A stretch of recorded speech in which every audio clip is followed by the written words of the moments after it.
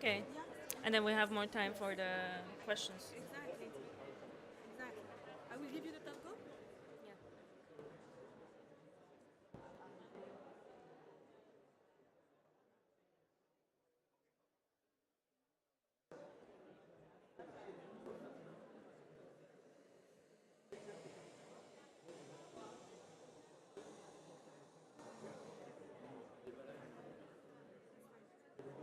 We'll do without. When he comes, when he comes to me, you will see him in front, right? Yeah. Yeah. And you may start now. Have a good one. Okay. Thank you. Good. Thanks. Hello, everyone. Great to see you all here in the anticipation of the Buildings Day at COP. So today we will be talking about the Buildings Global Status Report, which is a flagship publication of the Global ABC. The report provides an annual snapshot of the progress of the buildings and construction sector on a global scale and reviews the status of the policies, finance, technologies, and solutions to monitor whether the sector is Paris aligned or not. It also provides the stakeholders with evidence to persuade the policymakers and the overall buildings and construction community to take action. In the sector that is highly fragmented, where the 90% of the businesses are comprised of the small and medium enterprises, the report provides a holistic stocktake on the progress of the sector is making and holds it accountable for delivering on the climate ambition. The report released in 2024 strongly highlighted the fact that the building sector isn't where it needs to be Paris aligned. And today we will have two presentations followed by a panel discussion in order to dive into the details of the report and see where its uses are most applied. Without further ado, I would like to introduce my first speakers and move forward with the presentations. We will have first Oliver Rupp, who is an executive director of the Buildings Performance Institute Europe, to provide us with the high-level highlights of the Buildings Global Status Report and the Climate Tracker. And then we will be joined by Melanie Jean Singh, who is the lead technical energy advisor from the UK Department for Energy Security and Net Zero, to dive into the global whole life carbon of the built environment tracker. We will be shortly joined by Oliver online. He will be appearing on the screen. Hi, Oliver. Great to see you. Hello, everybody. Thank you very much, Nasaket, for the kind introduction. And I will be very happy to share the latest insights of the Global Status Report on Buildings and Construction, and in particular on the Global Buildings Climate Tracker. So if we could start, please, with my presentation and show the first slide. Thank you, and the next one already, please. Thank you. And maybe just one further, please. And just for the technical support, what I actually see on my screen is the full camera picture of the room, and my presentation only very small. If that could be changed, that would be wonderful. Yes, wonderful. Thank you very much. Right. So the Global Buildings Climate Tracker and its 2024 update is an effort which includes an update on the drivers of CO2 emissions and energy demand globally in the buildings and construction sector. But it also provides a status update on policies implemented by countries, on financial flows, and on any other key actions that would support a zero emission and efficient and resilient buildings and construction sector. Now, what I'm presenting today is not yet the Global Status Report on Buildings and Construction. It will be published in early 2025, but the Global Buildings Climate Tracker is an important component of this report. And this year's tracker is a contribution from the International Energy Agency, UCL, and BPAE. So what do we actually find? Next slide, please. The key message from the report is that buildings and construction account for around about 34% of global energy and process-related CO2 emissions. So that includes all CO2 emissions coming from the use of buildings and the construction and demolition of buildings. So it's a really comprehensive whole life carbon figure. What we're seeing is that in 2023, the emissions dropped by 1% compared to 2022. But since 2015, since the Paris Agreement was signed, the emissions have risen in total for about 3%. And what we are observing with all the indicators we are monitoring is that we have very limited progress on zero carbon codes. We have slowing investments in energy efficiency, and we have, in most cases, rather weak national policies. And that leads us to the conclusion that the goal of net zero emissions for new buildings by 2030 and for all buildings by 2050, unfortunately, at this point in time, remains out of reach. So how do we know this? Next slide, please. What we are measuring in the global ABC Buildings Climate Tracker is a range of indicators, which we subdivided into indicators giving us information on action being undertaken either by policymakers or by the private sector. And we have indicators which measure the impact. And of course, the CO2 emissions of the sector are standing in the center of this methodology. And I will go into all these indicators in more detail in a moment, but let's first look at the overall result of this year's tracker. Next slide, please. The tracker is an index which doesn't have a unit because we're combining all the indicators which I just showed you. And we're trying to make a statement whether all these indicators help us to get the sector on track to the Paris Agreement. The light blue line in these two graphs is the ideal Paris Agreement pathway. You see that there are figures mentioned along the path, and these are decarbonization points. And we want to be at 100 decarbonization points in 2050 to meet the Paris Agreement. The dark blue line below is our observation, is the index based on the indicators which I just explained. And what we are seeing is that in the last 3 years, we slowly see an increase of that number up to 4.8 now.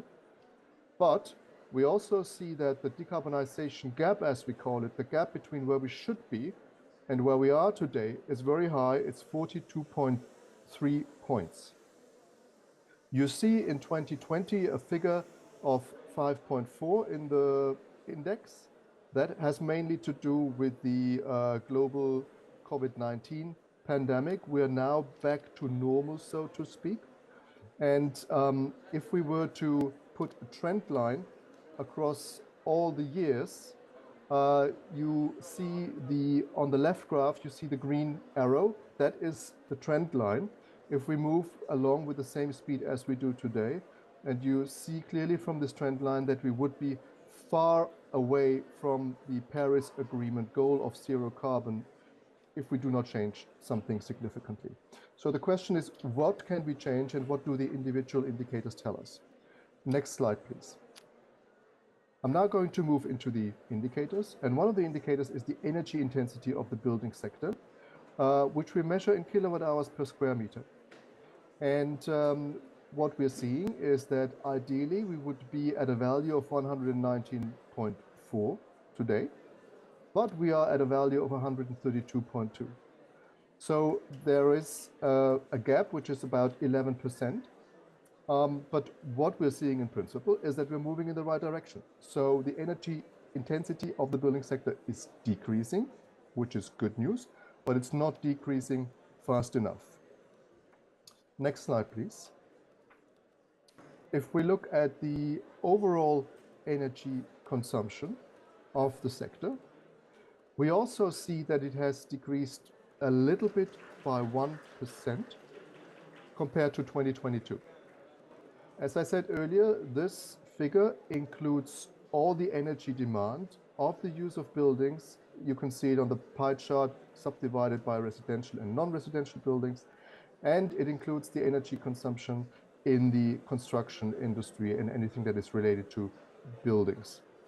So there is a at least a very cautiously positive news here, because there is at least no further increase. Also, if you look at the last years, we are hovering around a certain value, a certain threshold of round about, yes, 122 and so on. But the point is that we are not seeing the decrease which we should ideally see. If we can go please to the next slide, I would like to present you the renewable energy share in buildings and construction and how that is changing over time. Since we measure, since 2015, the renewable energy share has increased by only 4.5%. We know that ideally we would have a renewable energy share today of 30.8%, but the reality is we're only at 17.5%. And the gap between where we want to be and where we are has increased by an average of 36% annually since 2016. Again, the observations are moving in the right direction, but we're not moving fast enough. The renewable energy share is increasing over time, but again, far away from where we should ideally be with our decarbonization pathway. So these were some of the energy-related indicators. I would now like to move to some of the policy indicators we're also using to build the index. The next slide, please. We're asking the question whether NDCs mention buildings and whether these mentioning of buildings in NDCs really provides us with details regarding energy efficiency, building codes, or adaptation measures. What we see today is that only 19 countries provide NDCs which give us significant detail how targets should be reached. And we want to see, of course, a much higher share of countries being very specific about NDCs. And so we hope that the forthcoming round of NDCs 3.0, which are due in 2025, will make a significant step change in that respect. If we can go to the next slide, please. You will see a map. The darkest blue color are the NDCs which give the most extensive detail on buildings and construction and how to achieve the goals. What we know is that quite a high number of countries actually mention buildings in the NDCs. But, as I said before, it's only the 19 NDCs which have an extensive detail. And that's a big dilemma, because it is good in principle that NDCs mention goals and targets, often quantitative, for decarbonizing the buildings and construction sector. But if there is very little information how to achieve these goals, the NDCs are, of course, of limited value. Another aspect which we're monitoring, next slide please, is the voluntary action and actions which are really having an impact on the market. So we're actually looking at the green building certification market and how this is evolving. What we are seeing again, that there is accumulated growth in green building certification, where we have now achieved 10.8 points in total. But the pathway to the Paris Agreement tells us we should actually be at 18.5. So there is again a gap of round about a third.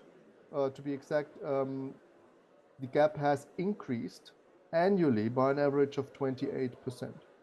So again, we're moving in the right direction, but we're not moving fast enough, and the gap over time is growing. Another policy indicator which we are tracking, next slide please,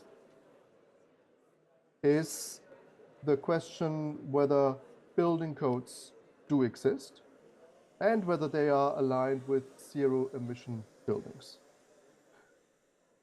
Answering the latter question, are building codes aligned with zero emission buildings? gives us a very sober answer. At the moment, we know that there are codes for zero emission buildings only in 3 countries, and 2 of them are voluntary in the US and Canada, and there is only 1 mandatory requirement in France. So this gap is probably one of the biggest gaps in all the indicators we are using to construct the index. You see it on the graph on the left side, how big the gap is. And that means there is significant effort needed to close this gap. And if we go to the next slide, you see information on a map by countries. We see in principle, next slide please, we see, I don't know whether the slide is changing. It's not changing on my screen. Thank you, it's now changing. So what we see is that 90 countries have mandatory building energy codes, which is very positive to steer the market and steer the buildings and construction sector. But only 3 are aligned to the net zero emissions code. That's the dilemma. So the point is, we have a good starting point because 90 countries have mandatory building codes. So the challenge here is to strengthen these building codes and develop them further to zero emission building codes. Another indicator which we're tracking is asking the question whether there is enough investment into energy efficiency. The next slide, please. And we are measuring the cumulative investment over time, over the years. And we see that currently we are about 37% below where we should be, ideally. So there is, again, significant gap, which is increasing over the years because we're not investing globally enough in energy efficiency in buildings. And if we can go to the next slide, please. We can see the absolute investment by region in the last years. And the biggest concern I have to share is the drop in energy efficiency investment in 2023 compared to 2022. Since basically, yes, 2017, 2018, we had a positive development. Every year, more funds were invested into energy efficiency until we reached a peak in 2022. And now we're on the decline. And the estimates for 2024 are a further decline compared to 2023. So I have to underline these are estimates. Of course, we do not have any final figures for 2024 yet. But that is a significant concern, and I'm wondering whether there is a change of the positive trend we saw earlier, or whether in 2025 we can move upwards again with the investments. Now, coming to the final indicator, we are looking also at CO2 emissions, of course. Next slide, please. And what we are seeing, unfortunately, is that since we're measuring, the total emissions have not decreased since 2015. We are now today 44% higher than we should be if we were aligned with the Paris Agreement pathway. That's a big dilemma. And the gap between where we should be and where we are has increased by an average of 36% annually. If we go to the next slide, we are showing the difference between the various emission sources in the sector. So what we are seeing in operations of buildings, there is a 1% drop in 2023 compared to 2022. So that's a cautiously good news. But we are also taking operational carbon emissions into account. Though I have to say and underline that these are estimates because there is not one single global data source which measures embodied carbon consistently. But we are seeing that the estimates point into a growth over time as well. And in fact, the growth is quite high in the past years. So in total, we are not decreasing emissions ever since the Paris Agreement was signed. And then, of course, that means that we need to take much more urgent action. Next slide, please. And so the urgent actions which we can recommend based on the analysis which we have done is that we should make every effort to align building codes with net zero goals, that we need to expand the workforce training and the institutional capabilities to implement building codes, and in particular to develop and implement net zero building codes. We need to make sure that we standardize certifications and increase the demand for low carbon materials, in particular to decrease the embodied carbon in building materials. We need to boost energy efficiency investments again to come to a growth path with our investments. And of course, we need to make sure that we expand renewable energy use in buildings much, much more to meet the 2050 decarbonization targets. And with that, I would like to end my short snapshot and my preview of the Global Status Report for Buildings and Construction. And thank you very much for your attention. Thanks a lot, Oliver, for your very insightful presentation. Thank you. Super. And now I would like to pass the floor to Melanie Jansing to talk about the Global Whole Life Carbon Tracker. Thank you. Can you hear me? Yes. So hello, I work for the Department for Energy Security and Net Zero, and we are funding a study to expand the Global Status Report, so to have this additional section to the Global Status Report next year, hopefully. So if we could go to the next slide, please. Oh, is there a track? Ah. Yeah. Brilliant. So there we go. That's me, and I'm here as well. I work for the energy research team in the Department of Energy Security and Net Zero, and what we do is we commission research projects and make sure that policy is evidence-based. And a lot of that with buildings, as we're seeing here, requires international action, which is why we're working on this. And we work on many different things. And our motto of the team is from retrofit to future fit, because it's not just about retrofitting, it's about making us ready for the future. We've seen this figure, Oliver's talked us through it. It's a global figure, and the aim, and you know about operational and embodied emissions. I'm speeding up so we have time for the panel. And as you can see, embodied emissions are growing. This figure on the bottom right shows how the demand for cement is going to increase, especially in the global south, as the global stock is going to double by 2050. And so the idea is to understand how that might change, as Oliver was showing, but really break it down by countries. So this is the division. The vision is to break down this 37% figure into a figure of embodied and operational emissions by country or world region as the data makes it available, and make this data, put it in the Global Status Report and make it publicly available, so that every country would be able to see, this is my embodied emissions and my operational emissions, and we'd understand better the different trajectories of countries, and as a result, the different starting points when we try and raise international ambition. There's lots of data sources available for this, and so the aim of the project is to kind of understand what's out there. So for example, just by doing research for this, there's about 20 different data sources, so it will be about bringing together all this data to come up with and see what people have and come up with a good estimate. So for example, here the IEA has some data that's been used for the Global Status Report, but it can't be published by country, but it shows, for example, the emissions, operational and embodied. The World Bank has done some 3D mapping of the volume of every single building in the world, so we could be using that data. There's another project called Globe 2060, which does an energy modeling for all buildings in the world as well. So the idea is to bring it together and use all the different data sources to come up with a good estimate that can be made publicly available. Objectives, compare and explain the difference of scope. Oh, also there's lots of different, all these studies produce different estimates. So it's quite hard sometimes to know, the Global Status Report is 37% of energy-related emissions. What is energy-related emissions? It's quite hard to understand. So the idea, and then the IPCC Buildings Report says that buildings are 22% of greenhouse gas emissions.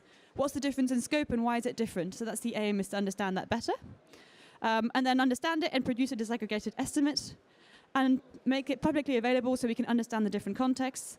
And then look to the future. How can the data quality is going to be very poor. It's going to be a very high-level estimate, I imagine, but then we'll understand what needs to be improved, how can you improve data, and what needs to be done in a longer-term piece of work.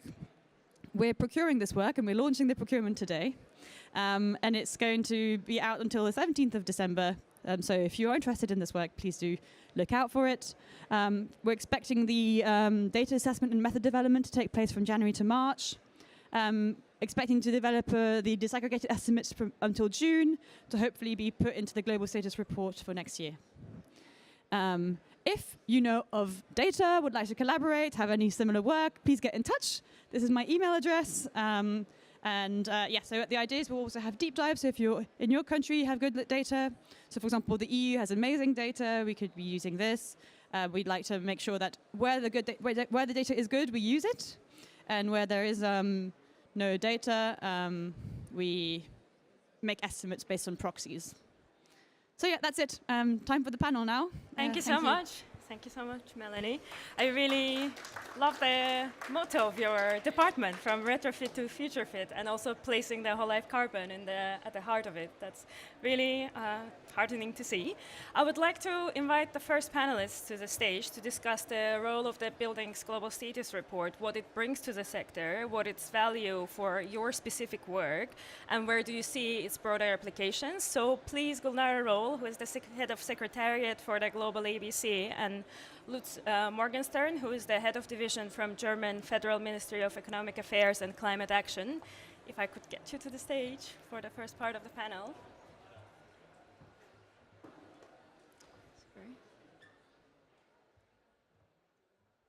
Gulnara, would you like to open with the broader applications of the Global Status Report? Yes, thank you so much. And I understand we're actually running late, so maybe very, very short. So big thanks to Oliver, thanks to Mel for this presentation. I think it's extremely rich information. We see that the trends in terms of energy efficiency, but also energy intensity, both carbon, both operational carbon and also embodied carbon are not there where they are. And I don't, just to keep the time quick, I will not give the numbers. But I think it's very worrying. And like for us, as a Secretariat of the Global Alliance Building Construction, it's really a lot of food for thought, what we can do about it. And I think I also wanted to mention what Oliver was presenting, the tracker, the climate tracker. This is extremely valuable tool for us because it really helps us to have the updated information and see like trend on regular basis. And this is very important. And I think the status report, we also had now presentations at the Global Forum on Buildings and Climate in Paris, for instance. So we really see the report itself and the tracker are extremely relevant and useful instrument, especially as it's regularly updated, and we know how much work goes into it. And I would like to use this opportunity to thank everybody who was involved, is involved on a regular basis, and Oliver as a leader first.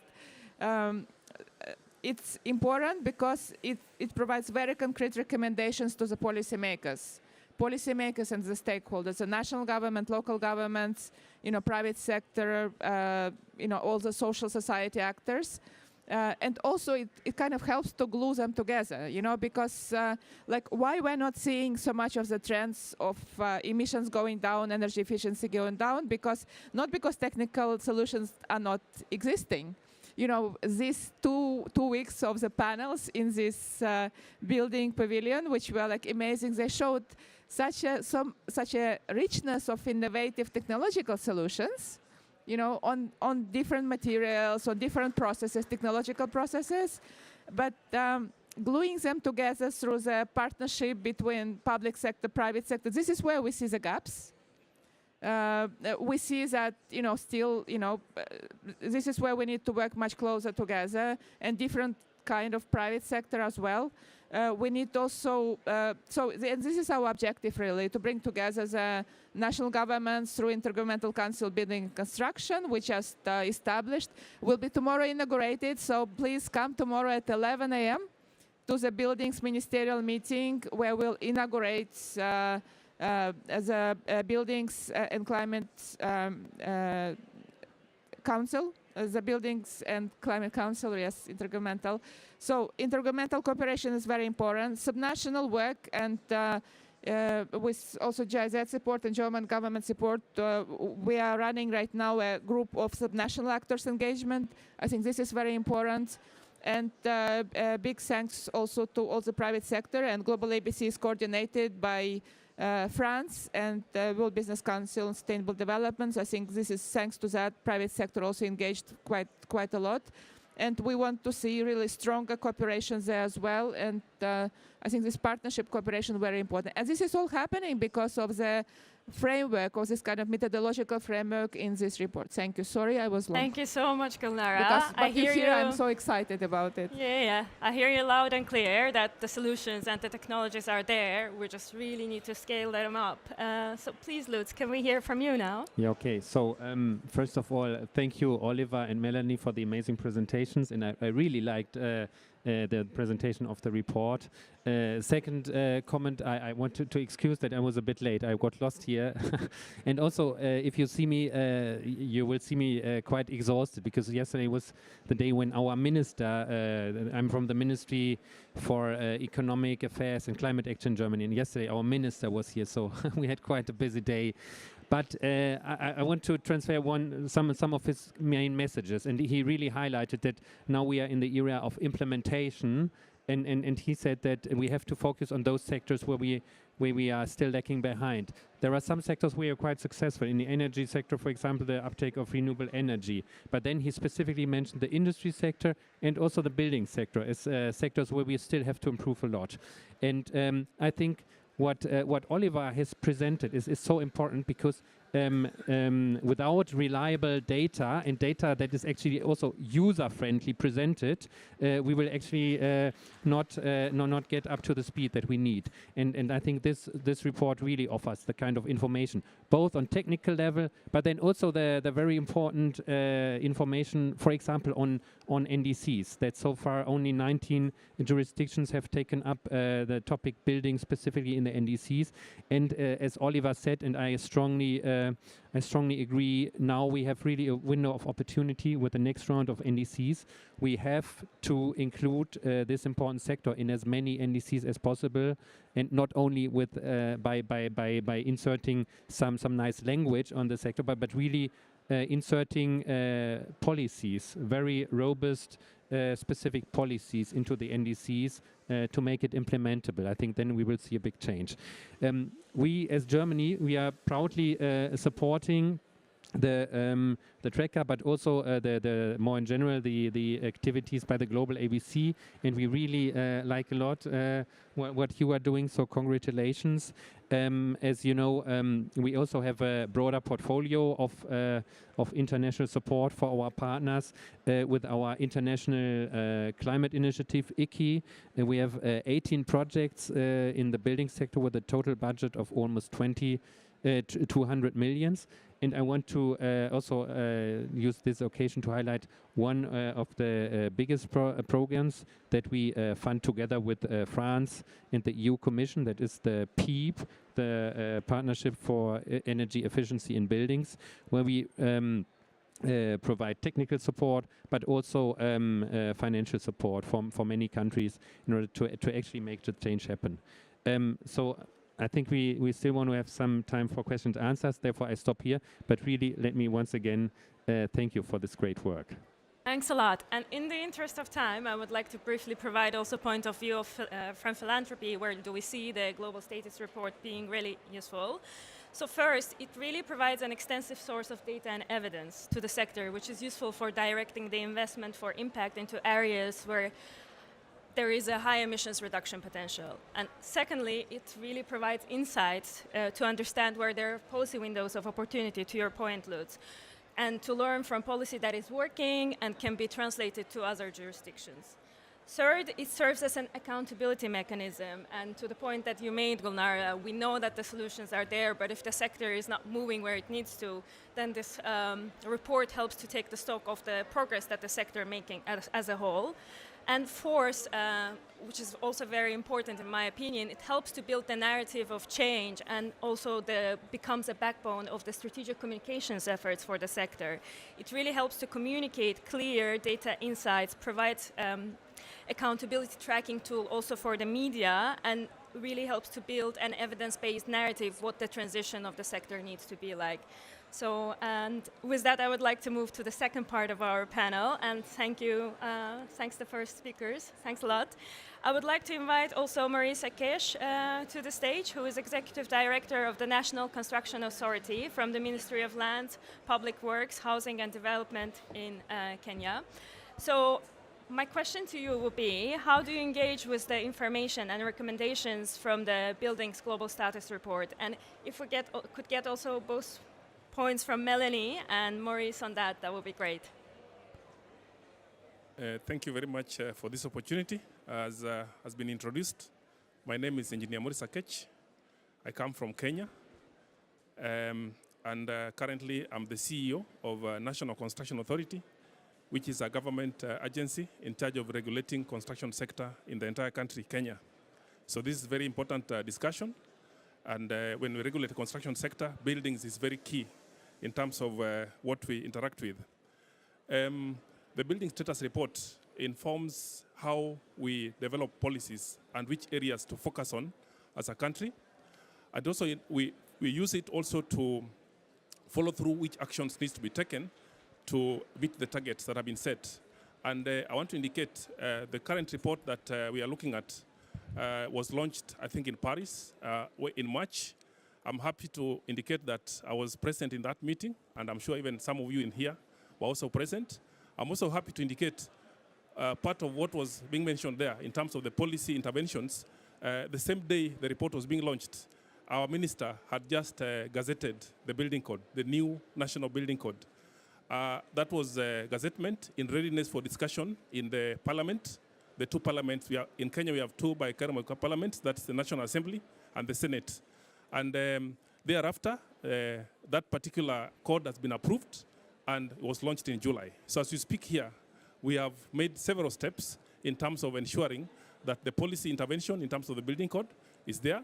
The building code particularly talks about sustainability and green construction.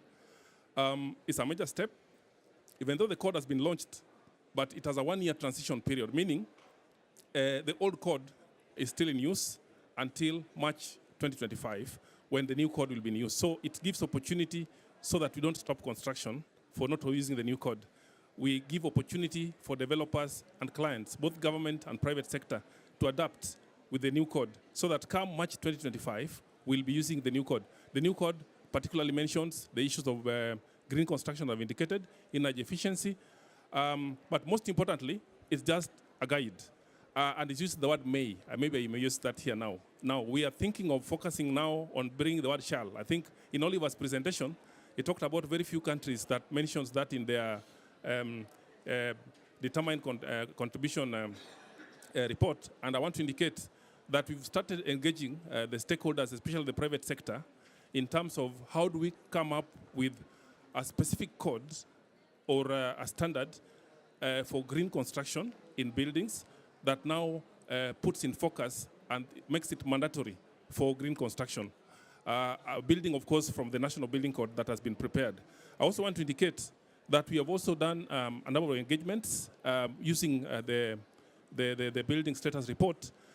Immediately after Paris meeting in March, in May, I think we had a national stakeholder engagement in Kenya, where we engaged stakeholders, and even we had a very high-level presentation, even from UNEP. As you are aware, UNEP is also headquartered in Nairobi, Kenya. We also had engagement with private sector. And thereafter, of course, we are now in conversation with other private sector players. And I think next week on 27th, we're having a meeting with private sector. Main drivers is IFC or Bear. And they're going to discuss how to mainstream the green building construction standards into the code. I think those are the steps, and that's how we're using the report to be able to build on our capacity as a country to ensure that we are aligned to the green construction concepts. Thank you. Thanks a lot for your very practical examples and showing also how it helps to make progress. Melanie, would you? Yeah, it sounds like there's lots of exciting progress in Kenya, and I can't wait to hear more about it. I guess you can imagine that we think the Global Status Report is useful because we're trying to make it even more useful. So it's a really good place where there's a lot of depth in everything that it looks at. It looks at in depth in the NDCs, but also a lot of breadth. So it doesn't cover just one part of the built environment system.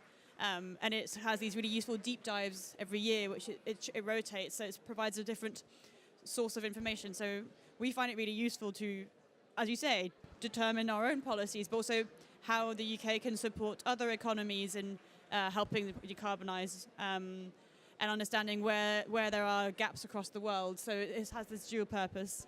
And it was really striking to see as well how we're not on track for energy efficiency improvements, for renewable energy in buildings. And like one use right now is that right now I'm thinking about it, and I will go back and just double check what we are doing on building level energy generation, because I know that in the UK, for example, we're increasing a lot of funding. We have the new Warm Homes plan, which is going to come in to support retrofit in homes. We also support through the public sector equality public sector scheme, public sector buildings to decarbonise and change their heat sources. In the UK, we've got one of the oldest building stocks in the world. 85% of our homes are heated with gas boilers. So changing to a more efficient and lower carbon system is going to require a lot of investment and change.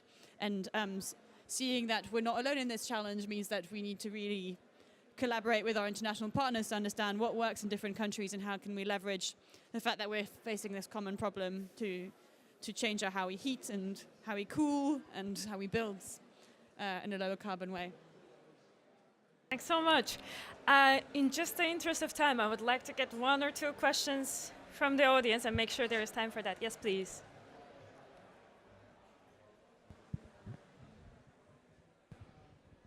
Thank you, moderator, and thank you, everybody who make a great speech. Satoru Mizuguchi, freelance journalist. Yes, as everybody mentioned, the status report is very good to addressing what can be done and how be done by the building and the construction sector by themselves.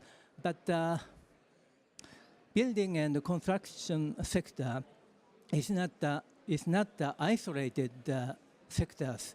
They are interconnected with other sectors. So I would like to know what kind of alignment with other sectors, for example, like with district cooling and heating sectors and energy sectors and material providers and communication providers.